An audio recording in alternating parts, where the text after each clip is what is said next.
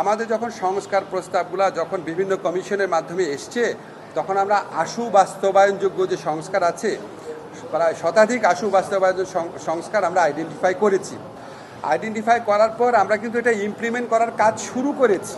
যেমন আপনারা আজকে সেমিনারে দেখেছেন, আমরা বলেছি আমরা সিপিসির অ্যামেন্ডমেন্ট করেছি, আমরা সাইবার সুরক্ষা আইনের অ্যামেন্ডমেন্ট করেছি, আমরা আপনার নারী ও শিশু নির্যাতন দমন আইন করেছি, আমরা পাওয়ার অফ অ্যাটর্নির ক্ষেত্রে বিধান চেঞ্জ করেছি, আমরা জুডিশিয়াল সার্ভিসে নিয়োগের বিধিমালা যে সেটা চেঞ্জ করতে যাচ্ছি।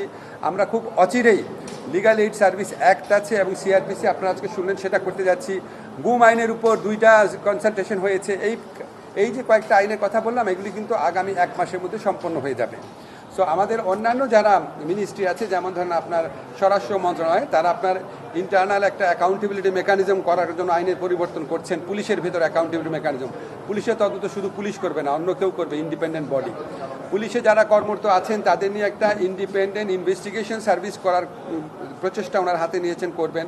আমাদের অর্থ মন্ত্রণালয়ের পক্ষ থেকে কিছু আইনগত সংস্কার করা হয়েছে। তো আমাদের সংস্কার প্রক্রিয়া কিন্তু অলরেডি শুরু হয়ে গেছে।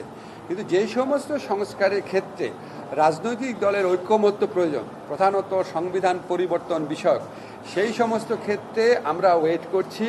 জুলাই চার্টার সম্পন্ন হয়ে গেলে, যেটা আমরা আশা করি জুলাই মাসে হয়ে যাবে, সেটার ভিত্তিতে আমরা সেই ধরনের বড় ধরনের সংস্কার বা সংবিধানের সাথে ইনভলভ আছে সেই ধরনের সংস্কার আমরা করতে পারবো বলে আশা করি।